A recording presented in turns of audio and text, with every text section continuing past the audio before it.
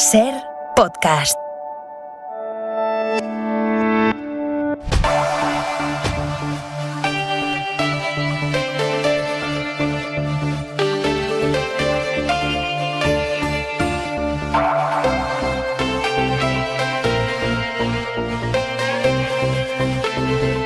Naciones Unidas se ha sumado esta tarde a las voces que piden una desescalada urgente en Ucrania. In Ukraine to reduce tensions and urge that all issues be addressed exclusively through diplomacy. El secretario general de la ONU, Antonio Guterres, ha alertado de que el mundo se enfrenta a una caldera de inestabilidad política y feroces conflictos. Vamos a analizar esta noche en qué punto queda el pulso ucraniano después de la reunión fundamental de hoy en Ginebra entre los responsables exteriores de Estados Unidos y de Rusia. Y les vamos a contar también cómo Podemos ha redoblado esta noche sus críticas a la decisión del gobierno de enviar barcos y cazas a la misión disuasoria de la OTAN, a pesar de que el ministro de Exteriores Álvarez les había dado un toque esta mañana diciendo que Podemos no decide la política exterior del gobierno. Esta noche Podemos ha firmado un comunicado con otros partidos de izquierda criticando la decisión del gobierno del que ellos forman parte. Ahora lo vemos. Antes, otro asunto que también es importante, que puede tener consecuencias políticas, económicas. El Partido Popular ha conseguido convencer a la derecha europea de que en España hay un problema con la gestión de los fondos europeos. Es un asunto delicadísimo que empiece a calar en Bruselas y en las distintas capitales la idea de que en España se están repartiendo discrecionalmente los muchísimos millones de los fondos europeos con este criterio que denuncia el PP. Es evidente que el Partido Socialista ha establecido un criterio, que es aquellos territorios donde gobierna el Partido Socialista adjudicamos y aquellos territorios donde no gobierna el Partido Socialista castigamos. Ya explicamos hace un par de días cómo este argumento es falso, porque de las 6 comunidades que más fondos han recibido por ahora, solo una la gobierna el PSOE. Pero, Griselda Pastor, buenas noches.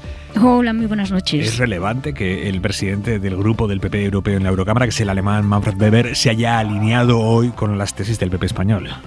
Es ante todo inaudito que el hombre que acaba de recibir el apoyo de los socialdemócratas europeos bajo batuta de los socialistas españoles para colocar a su candidata en la presidencia del Europarlamento se atreva con tanto desparpajo, hay que decirlo, pues a dirigirse así a un jefe de gobierno, al jefe del gobierno de España.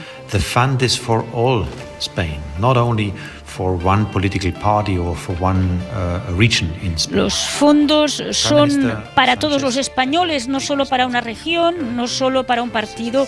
Y el primer ministro Sánchez tiene la obligación de garantizar que su distribución se hará con transparencia y de acuerdo con el Congreso y de acuerdo con los presidentes regionales. Son sus declaraciones a la cadena SER tras trascender el malestar interno en la Comisión Europea por las denuncias sistemáticas del PP que cuestionan implícitamente el control de las instituciones, aunque Weber no ha entrado en esta parte del tema, se ha limitado desde Estrasburgo a apoyar a Casado. Y en el capítulo de cosas que nunca creeríamos que veríamos, el Vox pidiéndole al PP que se corte en sus críticas al gobierno, en este caso las críticas fuera de España. El portavoz parlamentario de Vox, Iván Espinosa de los Monteros, le ha dicho a Casado, ojo con sobreactuar las críticas fuera, por el coste reputacional que esto puede tener para nuestro país. Yo creo que hay que tener un poquito más de cuidado cuando se sale de España a la hora de criticar a tu gobierno, aunque sea el gobierno del partido que menos te guste. Cuando nosotros salimos de España no escatimamos en explicar cuál es la situación. Se explica que tenemos un gobierno de izquierdas o un gobierno social comunista que es irresponsable, pero somos muy cuidadosos de no llegar hasta los límites a los que tenemos perfectamente medido que se puede llegar en España, porque tampoco siempre es bueno perjudicar la imagen de España en el exterior. El día en 2 minutos, Marina Fernández. El día en que se ha roto la tendencia a la baja de la incidencia. Sube 139 puntos, aunque en hospitales y UCIs bajan los ingresos. En una semana, Omicron ha duplicado los alumnos contagiados en España. Nuestras escuelas están abiertas y además con una formación y una educación presencial en todas las etapas y en todas las áreas. Destaca la ministra Alegría, los positivos entre profesores han crecido un 30% y en las residencias. La sensación de parche constante y de falta de planificación, la verdad es que La patronal pide al Gobierno y las comunidades refuerzos porque de media tienen al 5% del personal contagiado. 2 meses tiene Cataluña para cumplir la sentencia firme ya que obliga a impartir el 25% de los contenidos en castellano. No cambia res, si nosaltres el que Esto no cambia nada para el conseller catalán, que ha dicho que ya cumplen la ley autonómica que garantiza que los escolares aprenden correctamente las 2 lenguas. En Alcira, Valencia, la policía ha encontrado el cuerpo enterrado de una mujer y todo apunta a un asesinato machista. Radio Valencia y Mapardo. El cuerpo se ha encontrado enterrado en las inmediaciones del Hospital General de la Ribera en Alcira y se trataría de June Rose. Es una mujer estadounidense de 40 años, de origen ruso y que habría sido asesinada por su pareja del mismo origen y nacionalidad y que ya ha huido a Estados Unidos. El Juzgado de Instrucción número 8 de Valencia se ha hecho cargo de la investigación, que ha decretado el secreto de sumario. Esta mujer fue vista por última vez el 25 de diciembre en Sotogrande, donde había viajado por carretera con su marido desde Italia. Allí fue donde dejó de comunicarse. Una amiga de la mujer denunció la desaparición en la comisaría de Abastos el pasado 9 de enero. Un día que termina con un reproche. No hay diálogo. La ministra de Empleo, Yolanda Díaz, no baja de Despeñaperro para abajo, a Andalucía. No ha venido todavía. El del alcalde de Cádiz, a quien hoy por hoy a la ministra de Trabajo y con unas disculpas públicas. La comunión aragonesa se niega como está en pecado mortal. Las del obispo de Tenerife por decir esto, que la homosexualidad es un pecado mortal, ha pedido perdón en un comunicado a pocos días de reunirse con el Papa. La buena noticia del viernes es que ya trasplantamos al ritmo de antes de la pandemia. España duplica la tasa de donación de la Unión Europea. Ha destacado la ministra Darias. La noticia triste es que ha muerto Meatloaf a los 74 años. Un ser humano más, decía él, pero que vendió más de 100 millones de discos.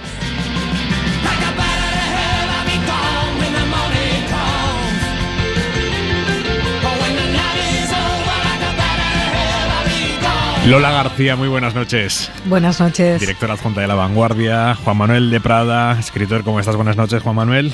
Muy buenas noches, Aymar. Y el periodista de Infolibre, Ángel Munarriz. Buenas noches, Munarriz. ¿Qué tal estáis? Y en la Contra Hora 25, Manuel Javois. ¿Cómo estás? Buenas noches. ¿Qué tal, Aymar? Buenas noches. 2 años de pandemia y a ti te llama la atención que a día de hoy, 6 horas después, la gente siga teniendo la imperiosa necesidad de comunicarle al mundo en redes sociales que se ha contagiado, que ha dado positivo. ¿Por qué crees que es esto, Javois? Tengo alguna clave. Yo cada mañana lo primero que hago siempre es consultar las cuentas de Instagram y Twitter de Jotaderos, que creo que da la información de corazón como hay que darla.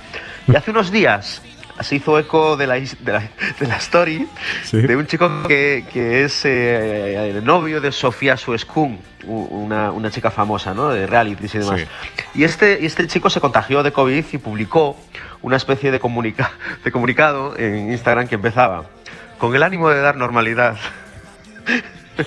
a esta situación por la que estamos pasando. Hay que normalizar esta epidemia silenciosa de la que no habla nadie.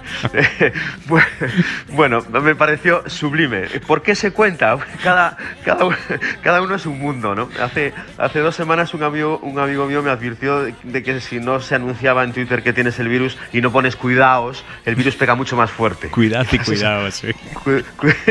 A mí personalmente ya me entusiasma más lo que hoy le he leído a la cuenta humorística del propio virus, ¿no? Que sí, hay que empezar a publicar los test negativos, hay que dejarse de tonterías, y el que sea negativo que lo cuente, que me parece que eso se empieza a cotizar más que un incunable. Javois, cuida y cuídate. Buen fin de Aymar. Un beso, chao. Un beso, chao.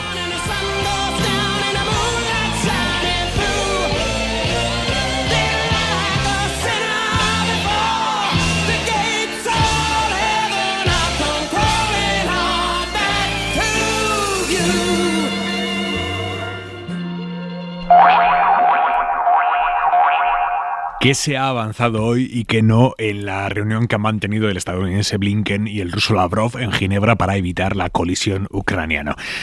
Por un lado, Rusia ha insistido en que no tiene intención de invadir Ucrania, más de lo que ya hizo en 2014, se entiende. Por otro lado, Estados Unidos ha comprometido a enviarles la semana que viene a los rusos por escrito sus reflexiones ante las exigencias del Kremlin. Saben que Rusia piden que la OTAN se comprometa en general a no expandirse hacia la frontera rusa y en concreto a no incorporar nunca como miembro de la alianza a Ucrania. Bueno, ni la OTAN ni Estados Unidos van a asumir nunca ese compromiso, por escrito, eso está descartado, pero el hecho de que la semana que viene Estados Unidos vaya a contestarles también por escrito a Rusia sobre este asunto, vaya a contestarle, ya veremos qué, sobre este asunto y el resto de sus reivindicaciones, eso consigue insuflar tiempo, calma, oxígeno a una olla geopolítica que está empezando a hervir demasiado deprisa. Pablo Morán, buenas noches. Buenas noches. Sí, sin duda la principal conclusión es que la diplomacia gana tiempo y eso no es poca cosa teniendo en cuenta el nivel de tensión que efectivamente hemos alcanzado en Ucrania. Más crítica que nunca hemos llegado a escuchar en los últimos días. Y en realidad, Aimar, continúa. Por un lado, Washington ha autorizado a los países bálticos enviar a Ucrania misiles tierra-aire y Rusia sigue movilizando soldados en la frontera. Lo hemos visto en los últimos días en esas imágenes por satélite.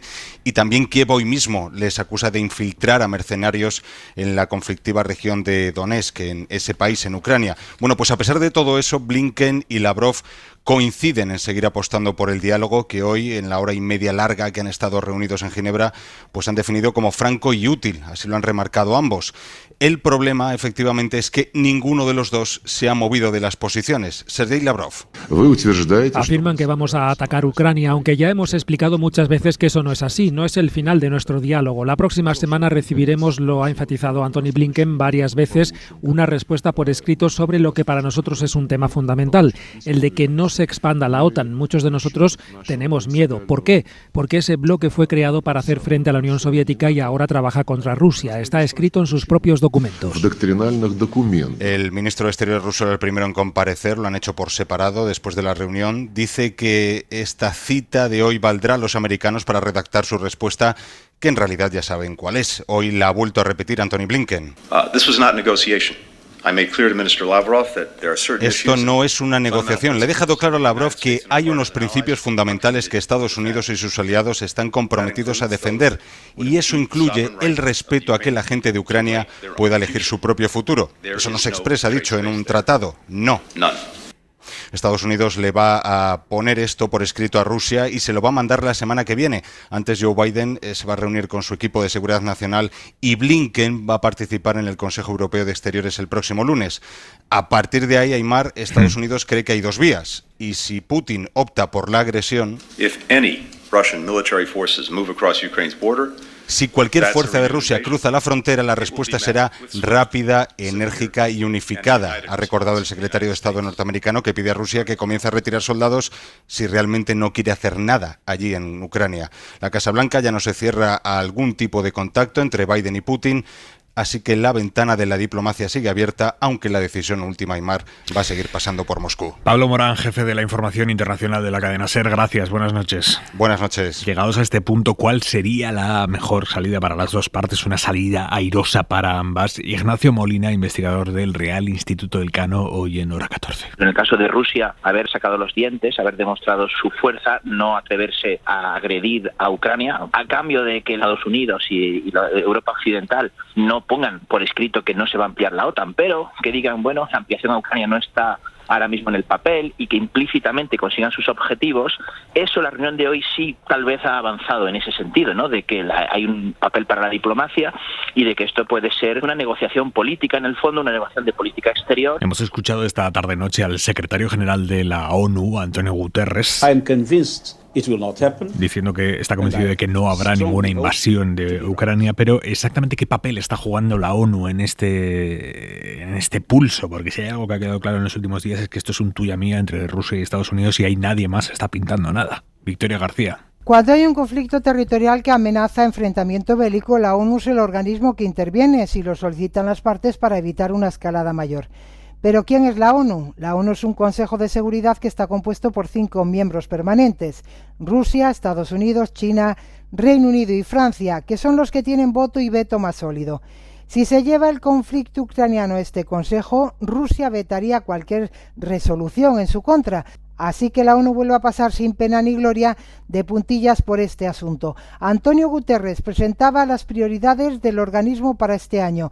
En su discurso, protagonizado por la pandemia y las vacunas, nombró a Ucrania de pasada. Lo hizo luego sí en rueda de prensa posterior a preguntas de los periodistas. Francamente creo que no se va a producir una invasión rusa de Ucrania. Creo no equivocarme, esa es mi impresión. Entre los conflictos no solucionados de la ONU está el israelo-palestino, el indio-pakistaní sobre Cachemira, el genocidio de los Jemeres Rojos camboyanos, el genocidio de Ruanda, la invasión de Irak y un largo etcétera de conflictos en los que la Organización de Naciones Unidas ha demostrado su ineficacia. Y luego está la derivada de este conflicto aquí en la política española, con las críticas públicas de Podemos a la movilización de barcos y aviones militares que ha anunciado el gobierno al amparo de la OTAN. A pesar de que el ministro de Asuntos Exteriores, José Manuel Álvarez, les había advertido hoy de que la política exterior del gobierno no la marca Podemos, ese partido ha redoblado esta noche sus críticas, firmando con otras 7 formaciones de izquierdas un comunicado que critica la decisión del gobierno de enviar la fragata y ofrecer los cazas a la OTAN, gobierno del que ellos forman parte. Ana Fernández Vila, buenas noches. ¿Qué tal, Aimar? Buenas noches. Sí, Podemos e Izquierda Unida han dado un paso más en esa estrategia de rechazo al despliegue militar. Eso sí, hay que destacar que el manifiesto llega desde los partidos, no desde el sector de Unidas Podemos en el gobierno.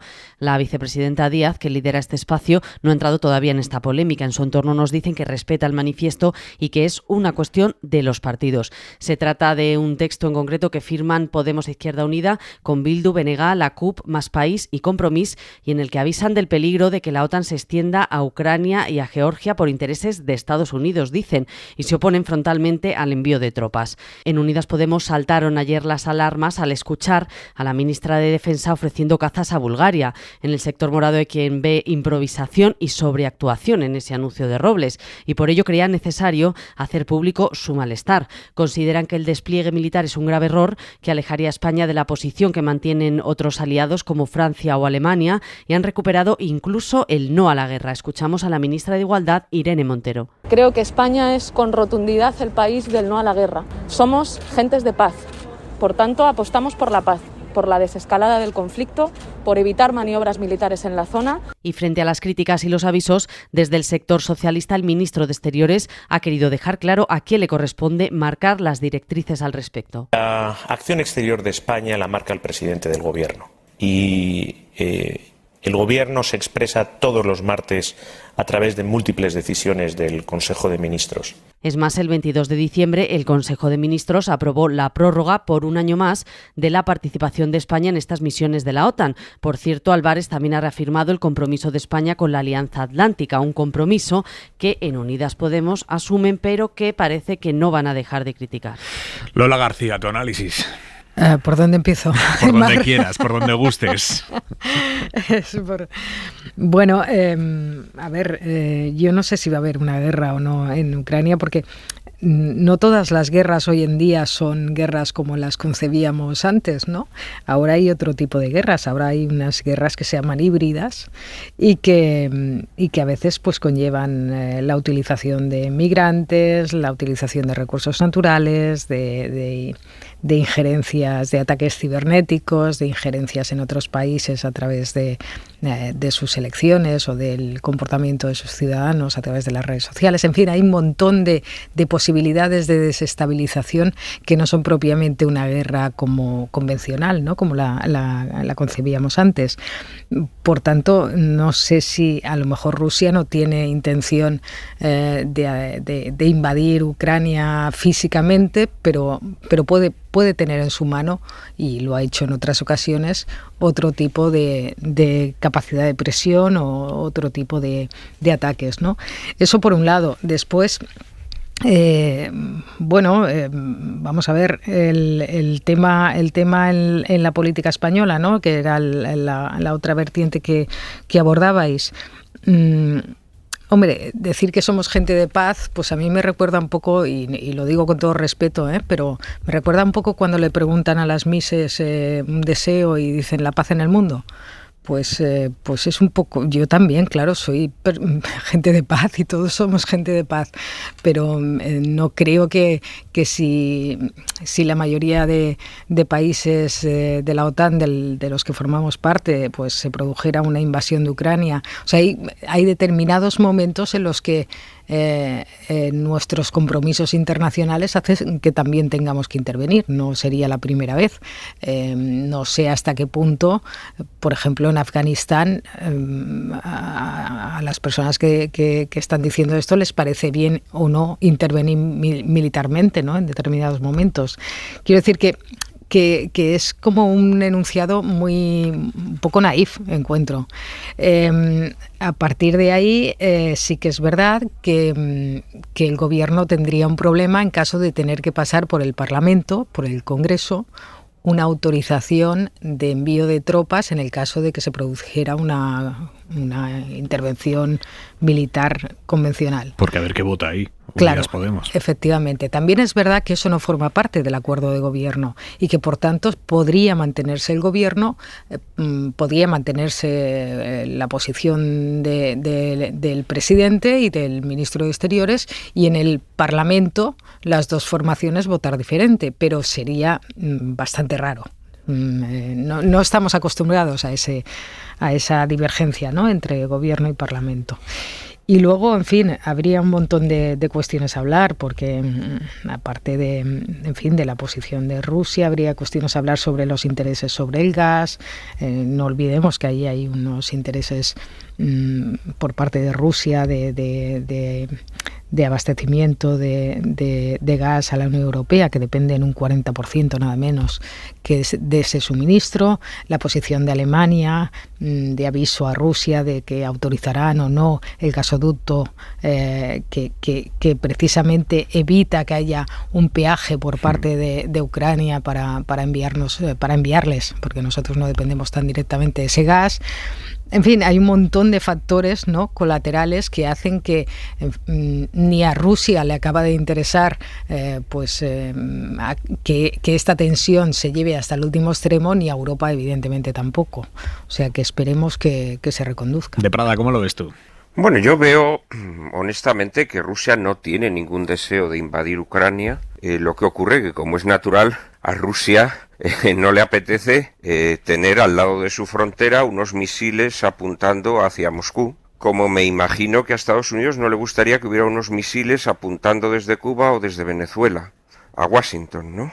Entonces, creo que Rusia básicamente lo que está pidiendo es algo que creo que entra dentro de la lógica. Y es que un país que es frontera con él, un país además que, bueno, este sería otro largo tema, ¿no?, pero yo honestamente creo que Ucrania, o parte de Ucrania, es Rusia. No solo eso, sino que fue el lugar donde nació Rusia. Y fue Rusia la que la arrebató a los turcos y la incorporó, digamos, a nuestra civilización. Pero bueno, ese es otro tema.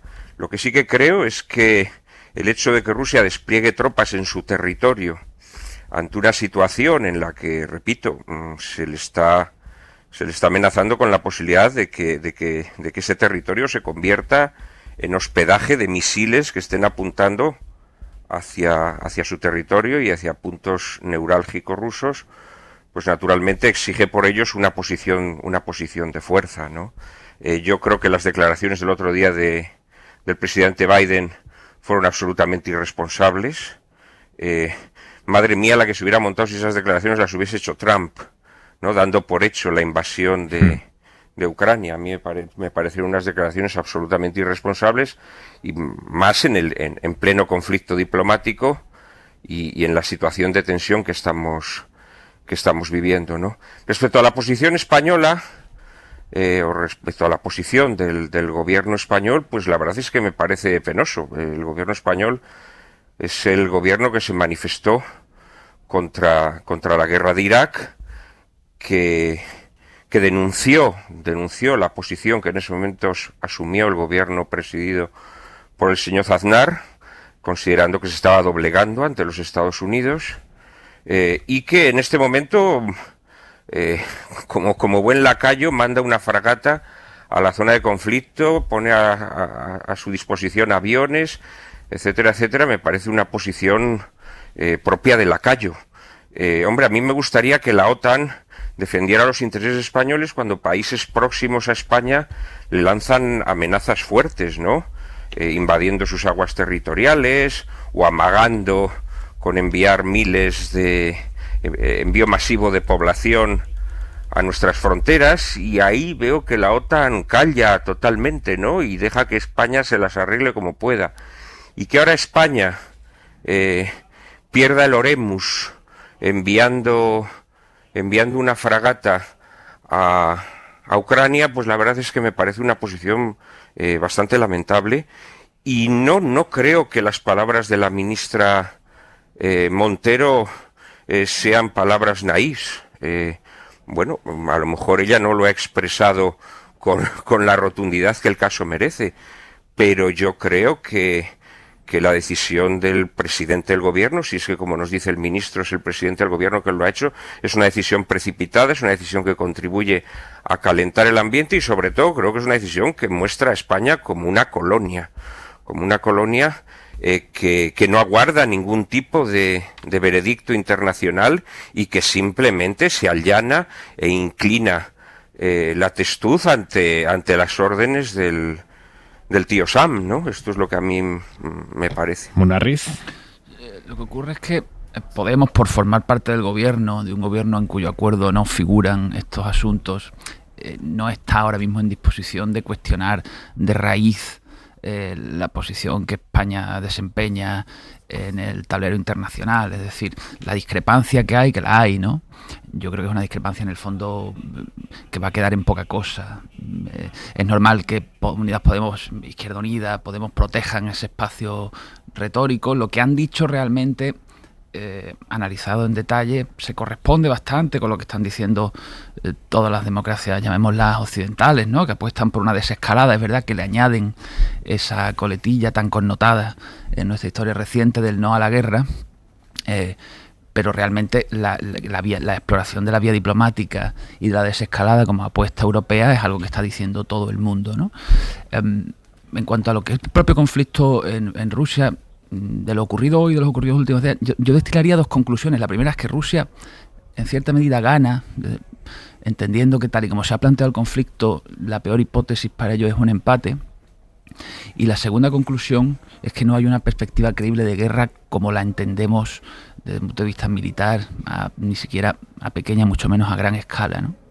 Sí creo que este conflicto debería hacernos cuestionar algunos esquematismos que utilizamos cuando Rusia y Estados Unidos entran en conflicto, que son, creo que, esquematismos algo antiguos, ¿no? Esquematismos ideológicos quizás tomados o prestados directamente de la Guerra Fría, que han dejado de valer. Yo creo que deberíamos identificar claramente a Rusia, sin perjuicio de toda la crítica que merece el belicismo estadounidense, su intervencionismo en Oriente Medio o en la propia Latinoamérica, identificar claramente a Rusia sin ningún tipo de complejo como un agente político que maniobra y actúa constantemente en contra de los intereses de la Unión Europea y de todos sus miembros. Es decir, confraterniza con la hez de la política europea. Juega las cartas de la desinformación, de la manipulación, de la intromisión en campañas electorales, además siempre con una autoría difusa. Es decir, está a la vanguardia de algunos de los peores fenómenos políticos que aquejan a las democracias.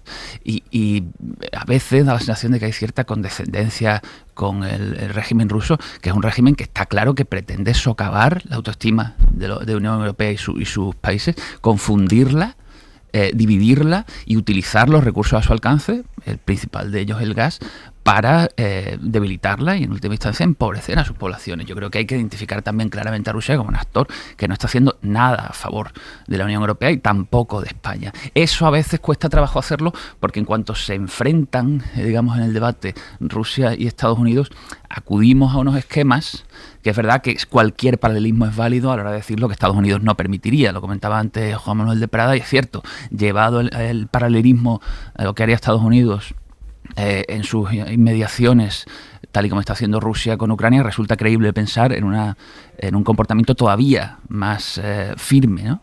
Pero no todo lo que ha hecho Estados Unidos justifica cómo se comporta Rusia, que es un agente verdaderamente nocivo y tóxico para la Unión Europea, ¿no? Pero Munarriz, también debemos considerar que la Unión Europea ha asumido como buena lacaya las sanciones que Estados Unidos le pone a Rusia. Ha cortado el tráfico mercantil con Rusia, ha ha cerrado la vía a las importaciones y a las exportaciones con Rusia, impide que ciudadanos rusos puedan, o determinados ciudadanos rusos puedan viajar con normalidad a Europa, etcétera, etcétera. Quiero decir que las medidas que adopta Rusia contra la Unión Europea, no debemos olvidar que son respuesta a las sanciones que la Unión Europea ejecuta contra Rusia siguiendo las directrices de Estados Unidos. A ver, es que había el otro día Federico Steinberg del Real Instituto Elcano. Europa es una potencia herbívora rodeada de potencias carnívoras. Es decir, Europa, cuando el lenguaje de la política se vuelve un lenguaje de fuerza, desaparece, digamos, como actor de peso y se pone bajo el ala de Estados Unidos, y eso es innegable, ¿no? Tú lo llamas lacayo, bueno, es verdad que no es una posición autónoma, desde luego, y que, digamos, la sumisión a Estados Unidos a veces da la impresión de que no se le saca el suficiente rédito cuando de verdad podría intervenir Estados Unidos en defensa de los intereses de los países de la Unión Europea. Ponías el ejemplo de Marruecos, me parece perfectamente válido, sí. Yo quería comentar yo una creo cosa. que eso es una evidencia, la OTAN no ha ayudado a España en la resolución de los conflictos con Marruecos, no está ayudando. Dame un segundo de parada, Lola, ¿qué ibas a decir? Que, no, justamente yo creo que, yo creo que hablar de que hemos actuado como una colonia me parece un poco exagerado, pero sí que es verdad que ha habido una sobreactuación en el gobierno español a la hora de responder a enviar barcos, enviar cazas, de disponerse, ¿no? de mostrar disponibilidad a participar en las actuaciones de la OTAN, yo creo que con una voluntad de reconciliación con Estados Unidos motivada precisamente por el tema de Marruecos. Es decir, como sabéis, Marruecos consiguió de Estados Unidos un reconocimiento a sus tesis en el Sáhara que ahora mismo todavía tenemos una crisis abierta. O sea, no tenemos la embajadora de Estados Unidos. Fue llamada a Rabat y seguimos sin embajadora. Hace 4 días el rey hacía un llamamiento a Marruecos a recomponer la relación. Ha habido un viaje del ministro de Exteriores a Washington para intentar, estrechar los lazos con Estados Unidos y que de alguna forma eso revierta en una mejor relación con Marruecos. Es decir, también estamos velando por nuestros propios intereses al hacer eso, no solamente nos estamos poniendo a disposición del tío Sam, ¿no? Y la otra cuestión que quería comentar es que también, ojo con esa dicotomía efectivamente tan clásica que a veces la izquierda tiene, ¿no? De ponerse en contra del imperialismo americano y estas cosas, porque claro, ponerse al lado de la Rusia de Putin, solo hay que recordar cómo trata a los disidentes, con envenenamientos incluidos, o cómo intervino en las elecciones de Estados Unidos, ¿no? Eso también hay que recordarlo.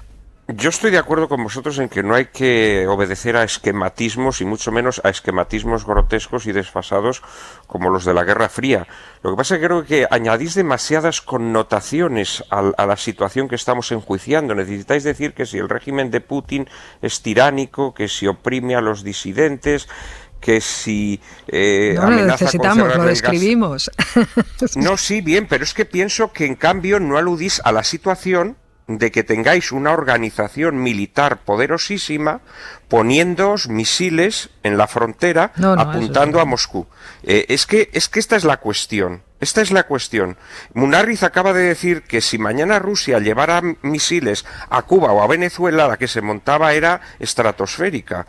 Y honestamente me parece que este hecho es de una hostilidad tan brutal en un territorio que durante siglos ha sido territorio ruso. Además, no olvidemos este pequeño detalle, en un territorio que durante siglos ha sido territorio ruso y que ha sido sangre rusa la que la ha recuperado a dominaciones como la turca. Pues la verdad es que creo que habría que analizar ese hecho en sí. Por eso hace casi 3 años que Ucrania pidió el ingreso en la OTAN y todavía no lo ha conseguido, ni más ni menos. Bueno, bien, claro, porque es una barbaridad, porque Ucrania ha sido durante siglos y hasta hace nada parte de Rusia. ha sido parte de Rusia, y aprovechando el desmantelamiento de la Unión Soviética y aprovechando de forma artera la situación de pobreza y de caos que imperaba en ese momento en la Unión Soviética, se proclama la independencia de Ucrania, evidentemente a través del apoyo de los Estados Unidos. Pero de verdad estoy de acuerdo con vosotros en que no hay que asumir esas categorías. Yo por eso a mí no me duelen prendas de decir que lo que han firmado los partidos de izquierda y algunos partidos por los que no siento ninguna simpatía, como puedan ser Bildu, me parece que está bien, del mismo modo que me parece que está fatal que el Partido Popular o Vox, que ante cualquier pijada del gobierno tienen que sacar pecho para demostrar a ver quién es el que se opone más al gobierno, en esta cuestión lo que hagan es un seguidismo patético. Que por cierto, el gobierno no tendría ningún problema en sacar en el Parlamento ese envío de fragatas y lo que haga falta, porque tendría al PP y a Vox votando con él. Pues mira, sobre que no tendría ningún problema de aritmética. Tendría un problema de imagen de unidad del gobierno. Sobre la oposición y la competición entre PP y Vox en quién tiene esa oposición más larga, vamos a escuchar hoy lo que ha dicho el PP europeo, asumiendo como propia la crítica del PP español a la gestión de los fondos europeos aquí en España. Es el presidente del grupo del PP europeo en la Eurocámara, el alemán Manfred Weber, advirtiendo hoy al gobierno de España de que el fondo es para toda España y no solo para una región o un partido político. Ha contestado esta tarde a las críticas del PP la ministra de Hacienda, María Jesús Montero. Eso que dicen que solo se reparten los fondos a comunidades autónomas que tienen el color político del gobierno de España no se compadece con los hechos. Sinceramente, es mentira. No tiene ningún fundamento, ninguna razón de ser. Pura estrategia electoral para que los fondos europeos no capilaricen el territorio y no generen el efecto beneficioso con los que se han diseñado. Parece mezquino, pero es así. Escuchábamos al inicio el mensaje de Espinosa de los Monteros, Vox, a Pablo Casado, diciéndole que cuidado con criticar así al gobierno de España fuera de España, porque eso tiene un coste reputacional para España. Tu análisis, Ángel Munarriz.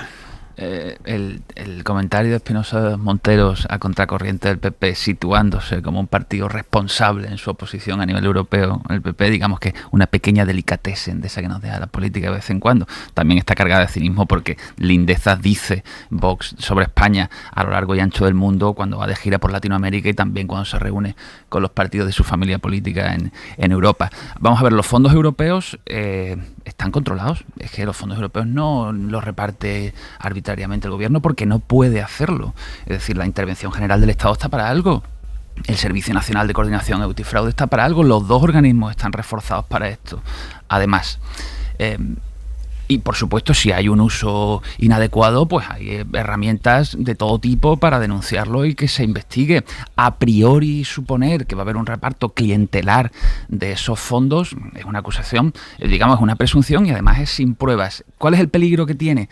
El peligro que tienen las acusaciones que pueden encajar con algún prejuicio o estereotipo. Es decir, la idea de que España es un país que se maneja de forma poco rigurosa con los fondos públicos es una idea que puede tener calado en Europa, y que el PP esté consiguiendo que haya portavoces que desinhibidamente aceptan ese tipo de tesis, bueno, es significativo, es hasta cierto punto, y que reconocerse al PP un éxito de una estrategia que llevan 3 años impulsando, la de sembrar dudas sobre la rigurosidad y sobre la justicia de la forma en la que el gobierno utiliza los recursos que le llegan de Europa. A mí me gustaría que pusieran pruebas encima de la mesa. A mí las acusaciones sin pruebas, esto es cosa de oficio, las acusaciones sin pruebas no me valen. Lola, dale. No, a ver, es verdad, acusación sin pruebas, bueno, si hay alguna utilización fraudulenta, lo normal es llevarlo a los tribunales, ¿no? Que los fondos se van a distribuir de una manera discrecional por parte del gobierno, yo creo que es así, y va a ser así en prácticamente casi todos los países europeos. En Italia, por ejemplo, se habló de poner una figura externa, pero al final ni siquiera llegaron a nombrarla. Es decir, todos los gobiernos europeos europeos están tomando las riendas de esos fondos y van a ser ellos los que lo distribuyan, con un cierto control por parte de la Comisión Europea. A partir de ahí, si se utilizan mal, pues esa es la labor de la oposición, fiscalizar eso, y si encuentran alguna irregularidad, denunciarlo. Hacerlo de manera preventiva sí que, en fin, es un poco extraño. Hacerlo además en Bruselas, pues es un punto...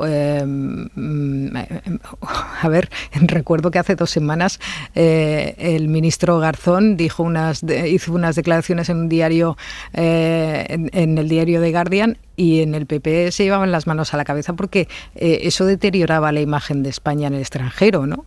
Pues esto no me quiero imaginar todo lo que deteriora la imagen de España.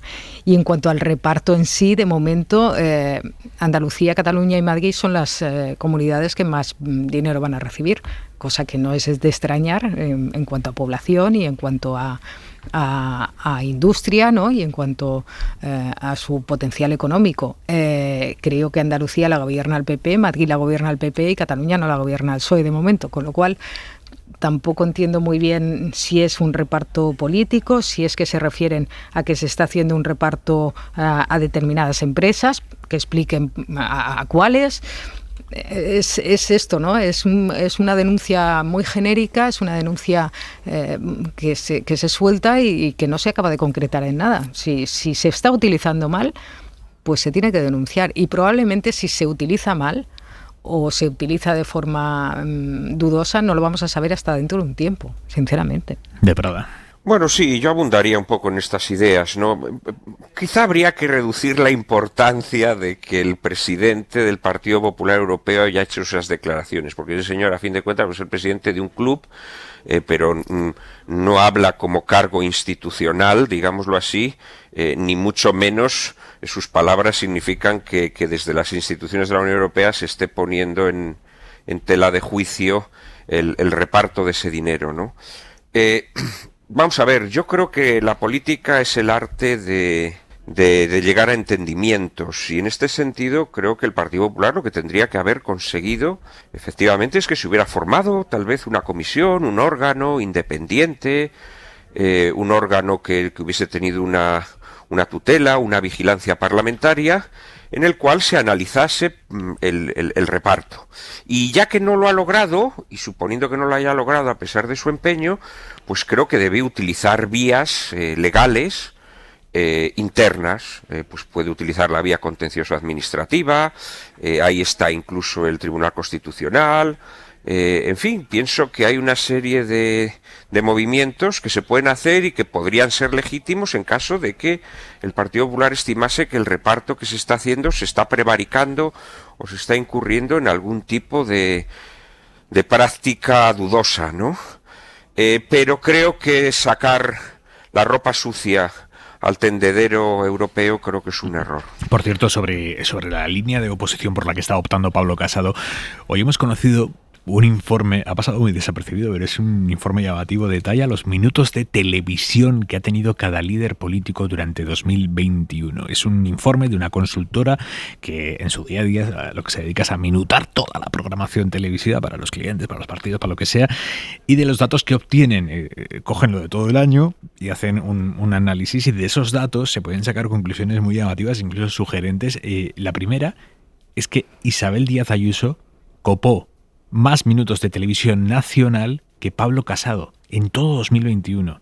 Isabel Villar, buenas noches. Buenas noches, Aymar. Sí, concretamente 44 minutos más, según el informe GECA, que concluye que el político que más tiempo ha aparecido en la tele nacional ha sido Pedro Sánchez, con más de 1.200 minutos.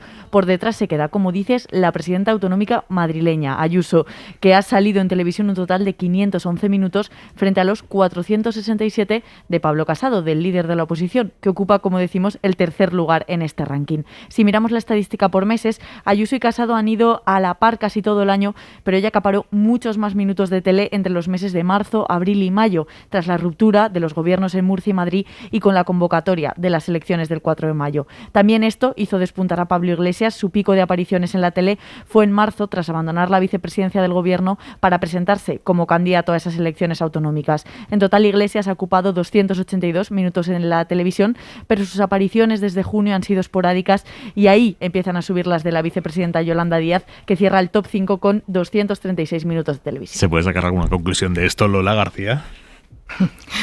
Que yo prefiero la calidad antes que la cantidad, básicamente. Sí, eso es importante. No, hombre, a ver, es normal.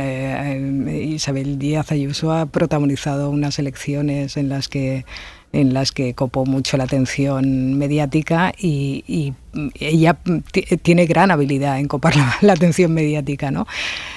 No sé si eso es preocupante para Casado, pero yo me preocuparía más de otras cosas, más que de la presencia mediática, sinceramente. ¿Como por ejemplo? Bueno, pues más por el fondo, más por el tipo de oposición que haces, más por la autoridad que tiene en el partido, más por la coherencia del discurso en el tiempo. En fin, yo creo que estas cosas son las que de verdad marcan si al final va a ser un candidato con opciones para llegar a la Moncloa, que no la mera presencia mediática. Yo recuerdo, no sé, por ejemplo, en la época de Rajoy, no creo que Rajoy fuera, cuando estaba en la oposición, un personaje que consiguiera mucha presencia mediática. Seguramente lo tenían más en aquella época, pues no sé, Esperanza Aguirre, por poner un ejemplo, ¿no? Y eso no tiene por qué significar que sea más importante o menos importante, ¿no? Creo, vaya. Igual me equivoco. ¿De Prada, Munarriz? Bueno, a mí me parece normal que a Isabel Díaz Ayuso haya tenido más minutos de televisión que Pablo Casado, porque, bueno, es natural, es que es más divertido, ¿no? Pablo Casado yo creo que tiene algo de veneno para la taquilla, ¿no? Que se decía antes en Hollywood, ¿no? A los actores que no provocaban los fervores del público, ¿no? Y yo creo que Pablo Casado, pues, es un hombre que no ha logrado suscitar los fervores de su parroquia, mientras que Isabel Díaz Ayuso,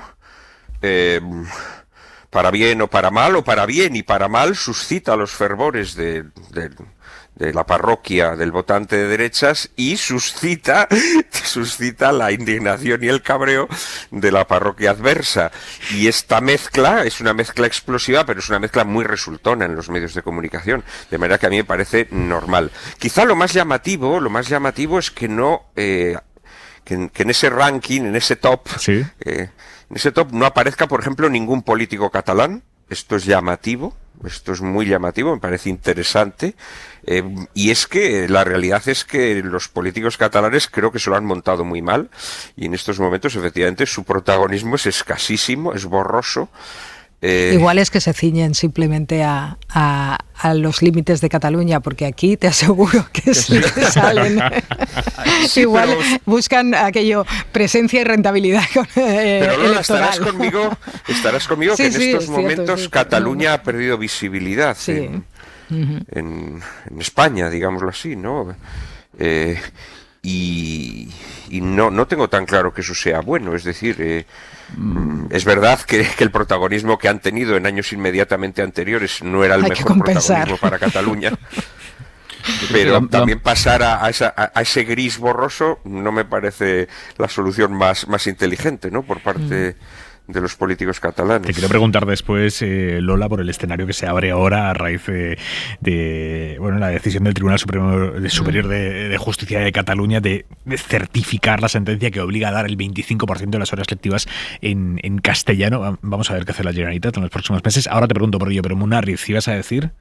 No, iba a decir que tengo la impresión de que la política catalana ha decidido también, el espacio nacionalista ha decidido bajar un poco el pistón, ha pedido menos protagonismo este año que otros. Yo creo que ellos saben perfectamente que si quieren el protagonismo lo pueden tener, porque están en un marco en el que fácilmente lo pueden reclamar. Y sobre Ayuso, ella ha entendido bien dos cosas.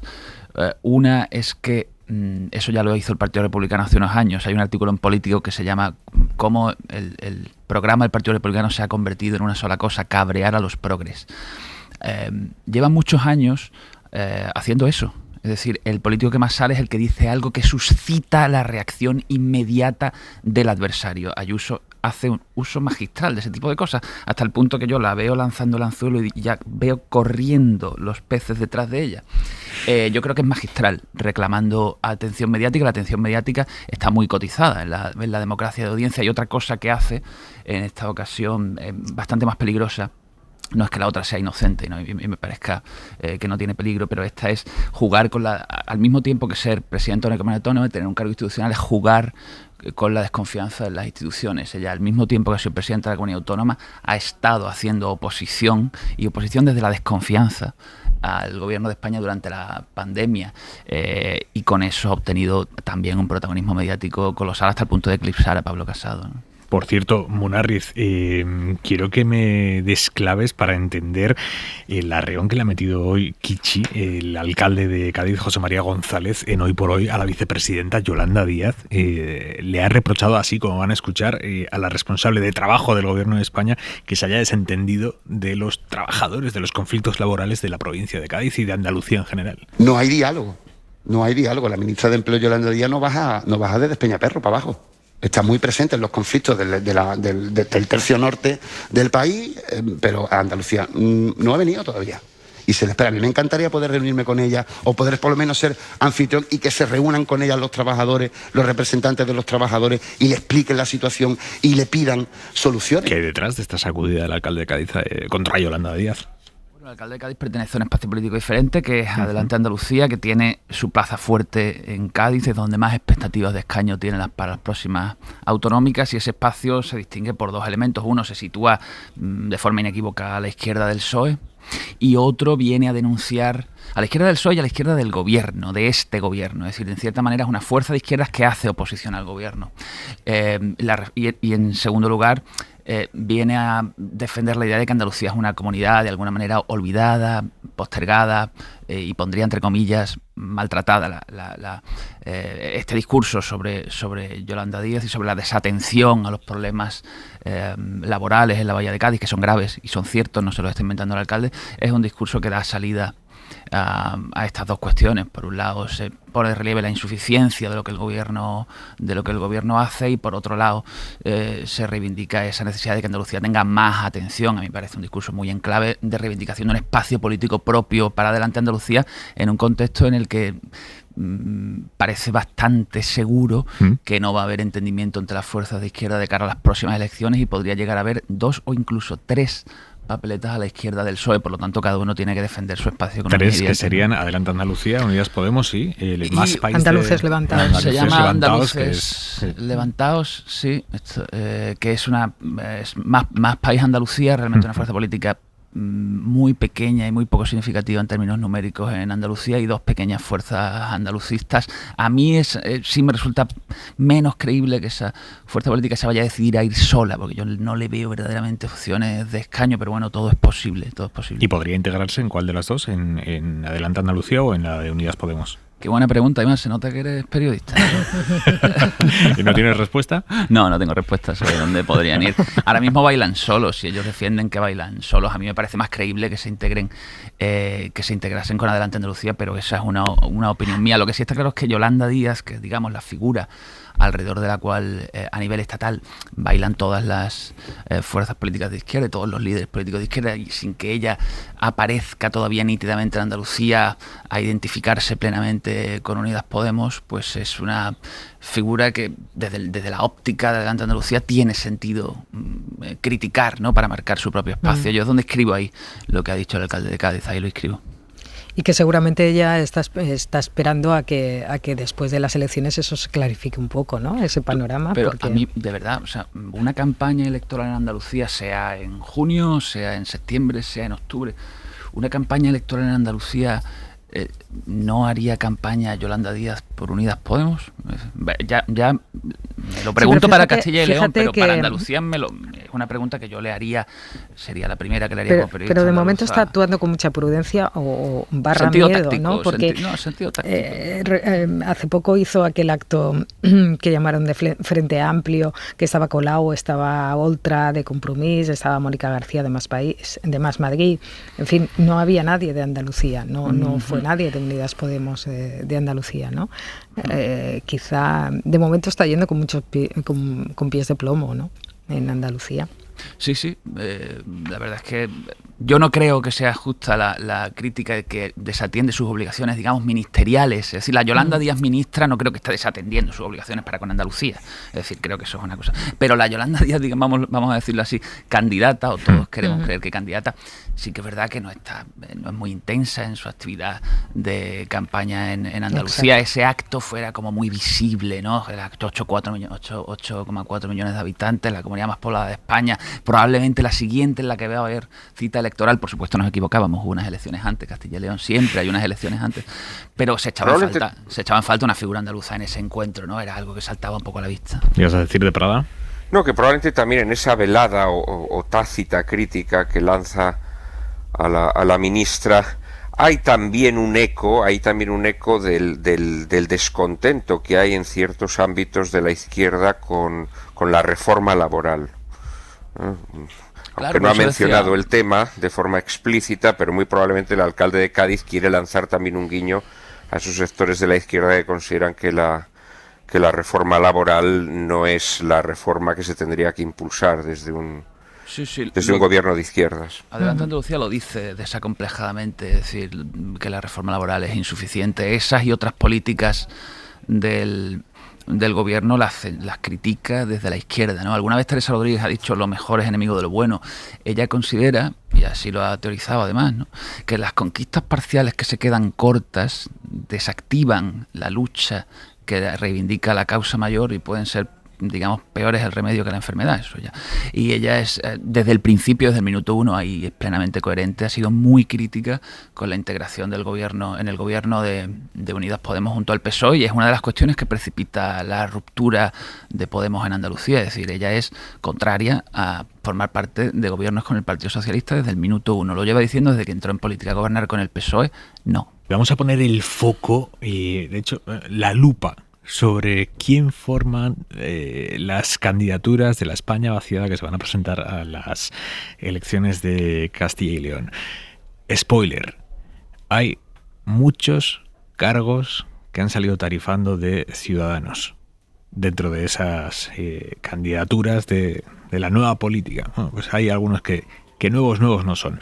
Y empezamos a cerrar este viernes 21 de enero, Marina. Con problemas, más problemas, y podrían ser serios para Boris Johnson, porque la policía quiere conocer más sobre la denuncia de presiones, amenazas y chantajes del Partido Conservador a algunos parlamentarios partidarios de la dimisión de Johnson.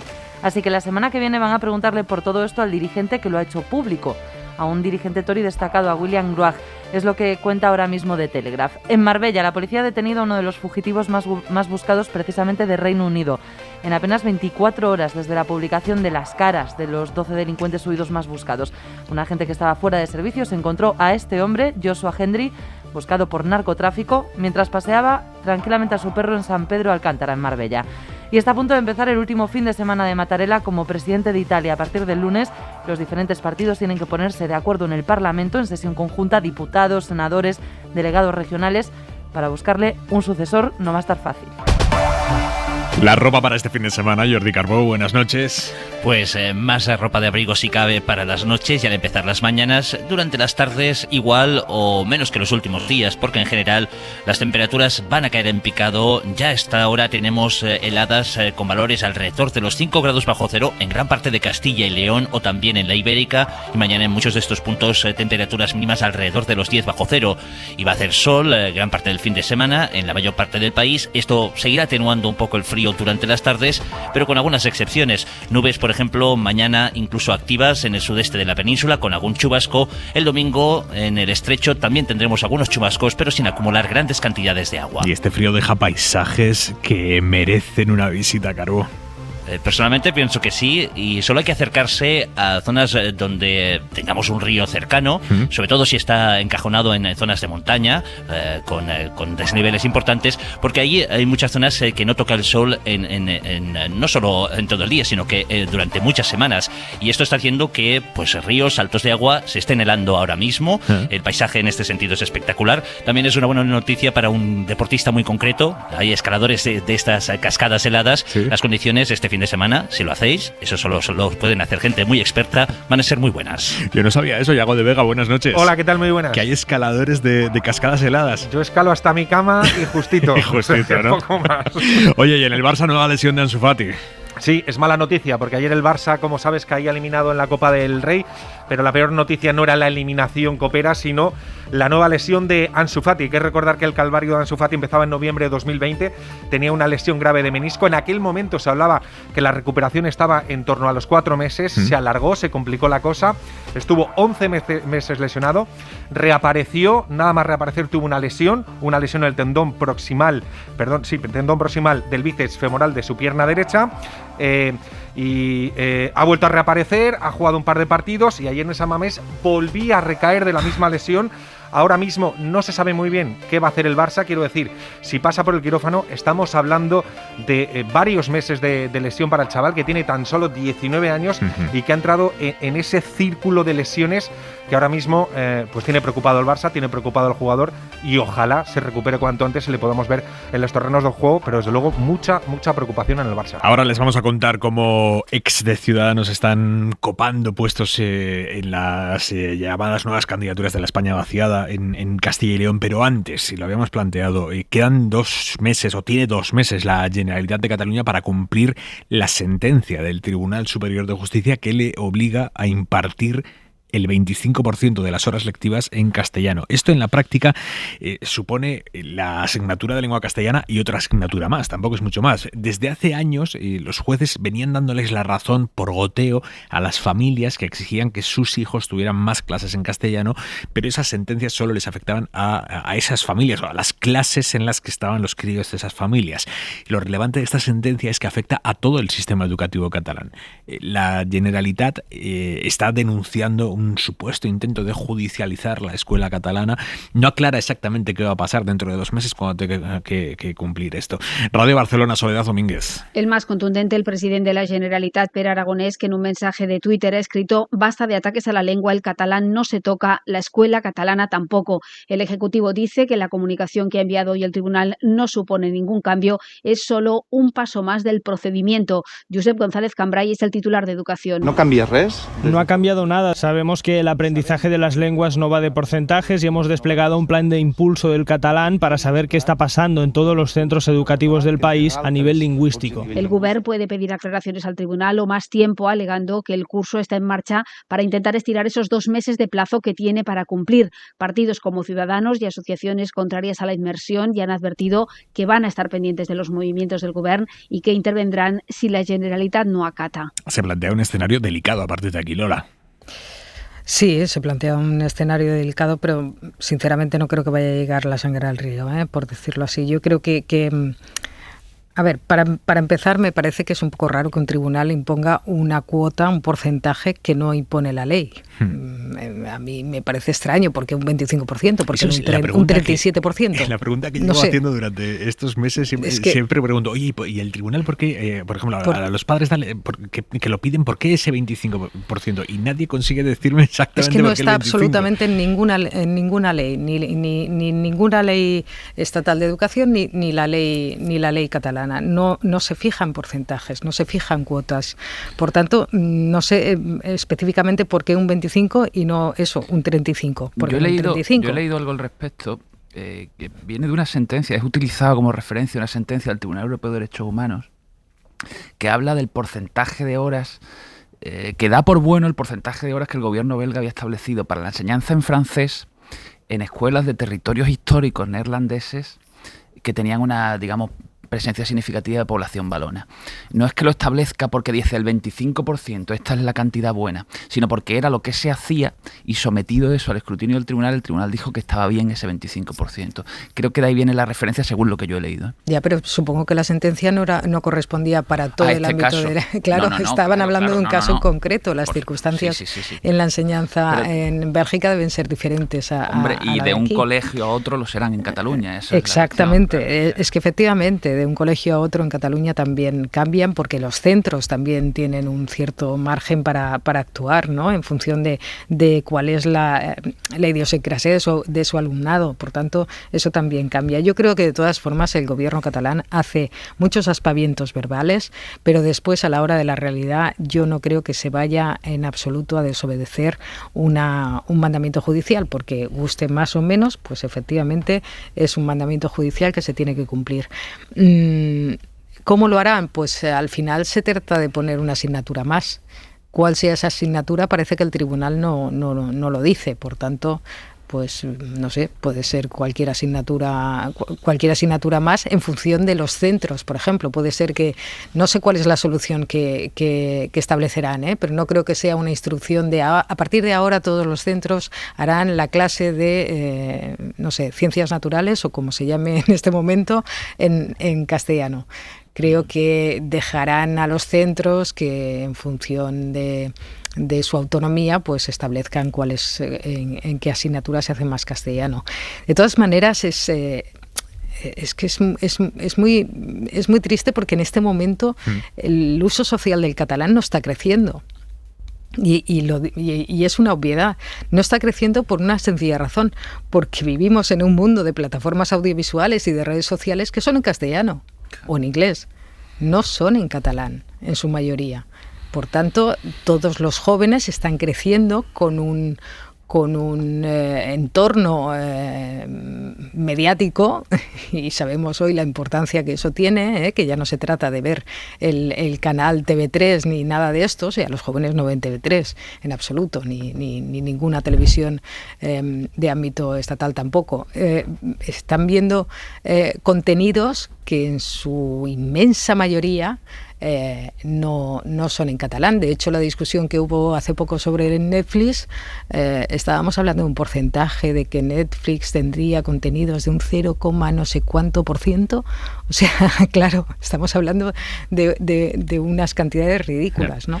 De Prada, brevemente, de Prada. Bueno, vamos a ver, a mí todo me parece un disparate que el Estado abandonase la lengua catalana, me parece un disparate los conceptos de lenguas vehiculares, me parece todo un gran disparate. Y sí, también esta sentencia me parece, no sé si un disparate, pero más allá de que se apoye o que utilice como jurisprudencia una sentencia belga, me parece también un disparate.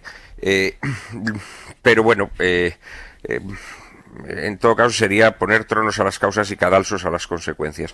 De manera que no diré que es más disparate que todo lo anterior. Lo que sí es evidente es que las sentencias tienen que cumplirse. Y las sentencias que son firmes tienen que ejecutarse. Y evidentemente el gobierno catalán tendrá que incorporar esa sentencia a los planes educativos que rigen en Cataluña. Y si no lo hace, pues evidentemente se expondrá a la respuesta de la ley, porque mientras se demuestre lo contrario, en España rige el imperio de la ley. Y esta es la cuestión. Oye, el viernes que viene, exactamente dentro de una semana, comienza la campaña electoral para las elecciones en Castilla y León. El último actor que entró como novedad en esa carrera electoral fue la plataforma de España Vaciada, el proyecto político que agrupa movimientos vecinales y sociales contra la despoblación. Esa iniciativa se presenta como una opción que llega nueva a la política, pero, y lo avanzábamos ya hace unos minutos, si uno se pone a ver las listas en las 5 provincias en las que han conseguido presentarse, se encuentran nombres que no son precisamente nuevos en esto, porque esas listas están repletas de candidatos que vienen de otros partidos que están bregados en la política local y autonómica. ¿Y cuál es el partido del que más miembros han salido en dirección a la España vaciada? Pues de Ciudadanos. Vamos a la redacción de la SER en Castilla y León. Beatriz Olandía. 5 provincias de Castilla y León cuentan con candidaturas de la llamada España vaciada y alguna, como la de Valladolid, se nutre especialmente de ex de Ciudadanos. Valladolid España vaciada cuenta con 14 de 18 nombres vinculados en el pasado a Ciudadanos. Incluso su cabeza de lista, Cristina Blanco, entró en el Ayuntamiento de Medina del Campo de la mano del Partido Naranja para abandonar la formación el pasado mes de septiembre de 2020. Es más, fue directora adjunta del Gabinete de la Presidencia en las Cortes de Castilla y León en manos de Ciudadanos y llegó a declarar en una entrevista que el requisito que exigía para su lista del Partido Naranja en Medina era que no hubieran participado en política anteriormente, un requisito que parece que ahora no le importa demasiado. Entre los suplentes de Valladolid España vaciada también aparece un exconcejal del Partido Popular. La candidatura de Burgos, vía burgalesa, es la más heterogénea, con 2 ex de Ciudadanos, incluida la excandidata a la alcaldía de Burgos por los Naranjas en 2015 y que, por cierto, apoyó a Francisco Igea en las primarias que le enfrentaron a la expopular Silvia Clemente. Se suma otro más de UPyD y otro de Imagina Burgos. En España vaciada Salamanca encontramos a su cabeza de lista, Verónica Santos, ex de Podemos, y en Palencia cierran los suplentes un exconcejal del PSOE en la provincia palentina. Por último, la más carismática, por ser el movimiento de esta naturaleza de más tradición, Soria Ya. En ella encontramos a Natalia Ceña, que fue número 4 por el Partido Popular a la alcaldía del municipio soriano de Alconava en 2011 y que ahora va de suplente en esta lista de Soria Ya. Llamativo esto, Munarriz, que las nuevas ofertas políticas tengan bastante de reciclaje de quienes quedan apeados de anteriores proyectos. Y que sea sobre todo de Ciudadanos. Ya no sé si dice más del movimiento de la España vaciada o dice más de Ciudadanos, ¿no? Que tenía muy escasa cohesión ideológica y cuando la cosa se ha ido viniendo abajo, los que querían continuar han buscado refugio un poco donde hubiera.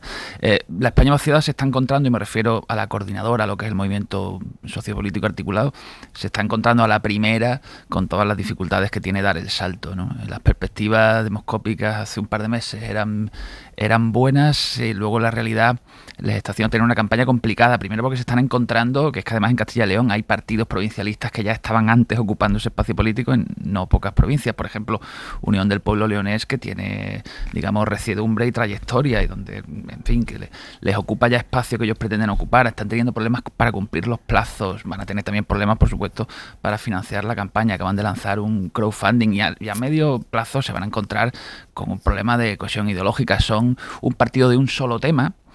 En torno a ese tema, mientras las cosas vayan bien, se pueden, digamos, cohesionar diferentes familias ideológicas, pero esas contradicciones van a necesariamente tener que dar la cara. Yo donde conozco más el movimiento, por ejemplo en Jaén o en Granada, que parece que hay ciertas posibilidades de que se presenten partidos de tipo provincialista, es que son la noche y el día. Es decir, gente que se identifica con este nuevo movimiento de reivindicación de infraestructuras, de denuncia de abandono institucional, es que no hay más que poner la oreja para ver que están muy alejados luego ideológicamente y que solo tienen en común esa idea concreta, ¿no? No van a tener un camino de rosas, no van a tener un camino de rosas. ¿De verdad? La verdad es que todo tiene una pinta horrorosa, tiene pinta de operación de falsa bandera, tiene pinta de que se está utilizando un problema doloroso, al que se le ha dado un barniz romántico por parte del mundo urbanita, y que se convierte simplemente en un banderín cosmético de enganche para deslizar a lo que tú has dicho, ¿no? A miembros de la vieja política reciclados, ¿no? A mí esto me parece lamentable, porque si este tipo de partidos tiene sentido, y yo creo que lo tiene, es precisamente para una regeneración de la política, para que la política, sobre todo la política de cercanías, vuelva a representar las necesidades de la gente y no aquellas conveniencias que desde la sede central de los partidos se ordena, ¿no? Y en este sentido yo creo que quienes tendrían que estar en estos partidos son precisamente aquellas personas que sufren las consecuencias de la España vaciada. A mí me gustaría ver a agricultores, por ejemplo, a gente que plantee seriamente... También, que hay de todo, es decir, no son solo... Sí, lo hay, pero bueno, aquí estamos analizando este fenómeno de políticos reciclados de diversos partidos, pero muy específicamente, además de aquel partido que se está hundiendo, aquel partido que no tiene expectativas de continuar en las instituciones, ¿no? Entonces, hombre, a mí me parece bastante lastimoso, porque sí que creo, yo como Yo además que no es que naciera en Zamora, pero me he criado en Zamora y toda mi vida he estado en Zamora, pues creo además que es un problema grave que afecta muy específicamente a la tierra castellano y leonesa, ¿no?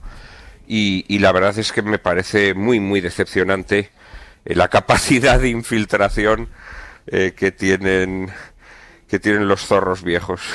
Lola.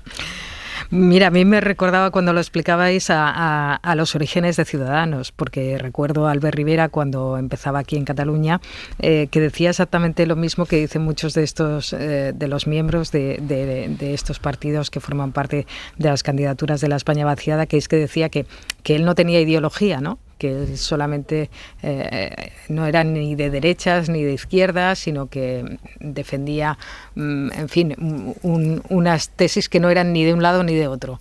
Era muy extraño porque en aquel momento, además, ya hace como unos 12 o 14 años, pues tampoco estábamos acostumbrados a estos fenómenos, ¿no?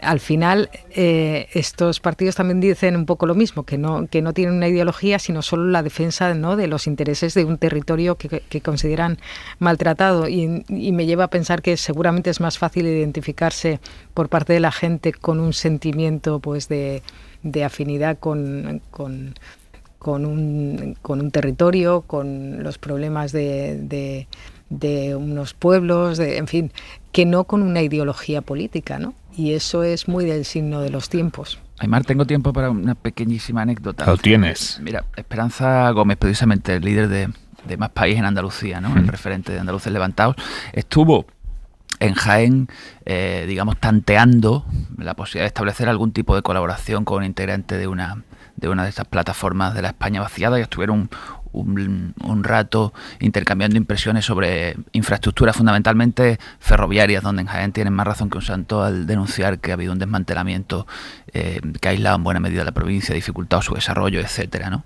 Y se las prometía felices Esperanza Gómez cuando prácticamente al término de la conversación se pusieron a hablar de inmigración.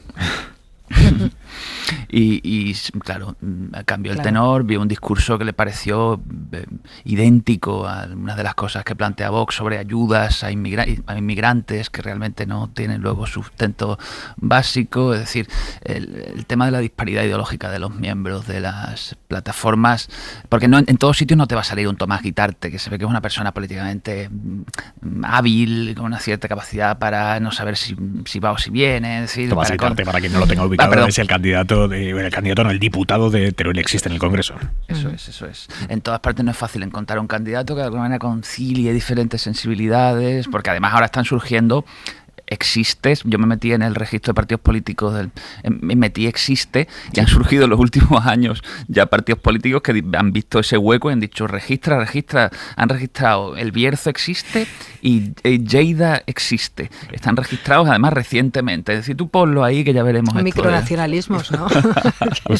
busca Madrid existe, a ver si te va a salir registrado por Ayuso.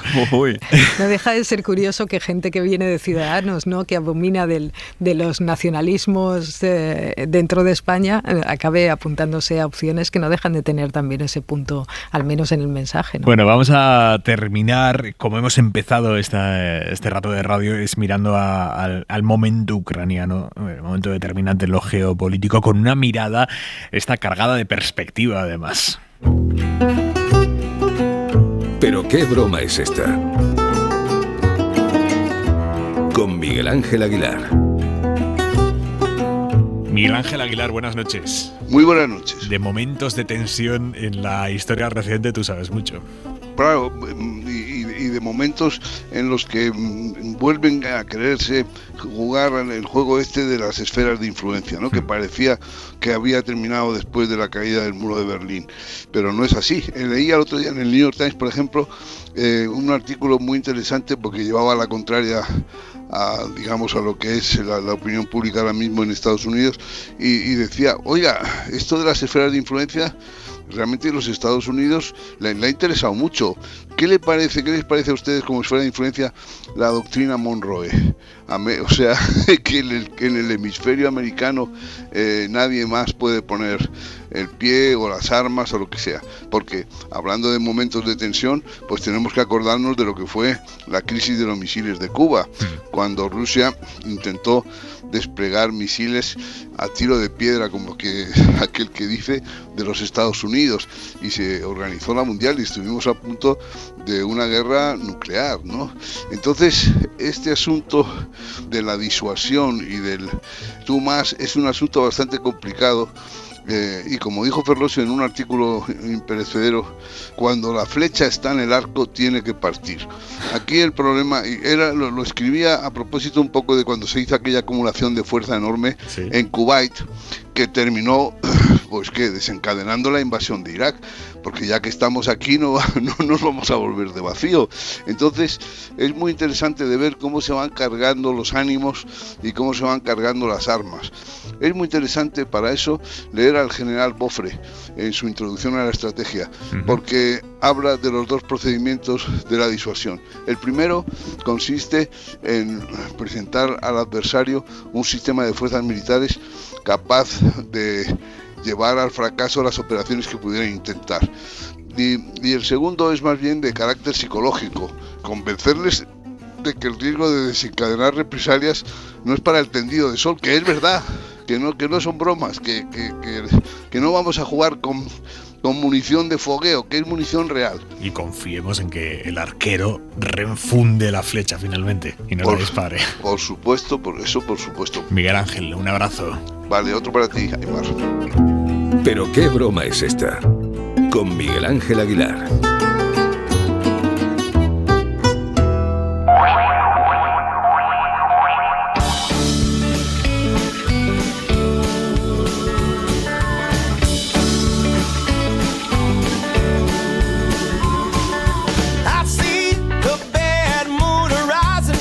Lola García, Juan Manuel de Prada, Ángel Munarriz, ha sido un placer compartir este viernes con vosotros. Buen fin de semana. Hasta pronto. Buen fin de semana. Suscríbete a Hora 25. Todos los episodios y contenidos adicionales en la app de Cadena SER y en nuestros canales de Apple Podcast, Spotify, iVoox, Google Podcast y YouTube. Escúchanos en directo en la SER de lunes a viernes a las 8 de la tarde. Cadena SER. La radio.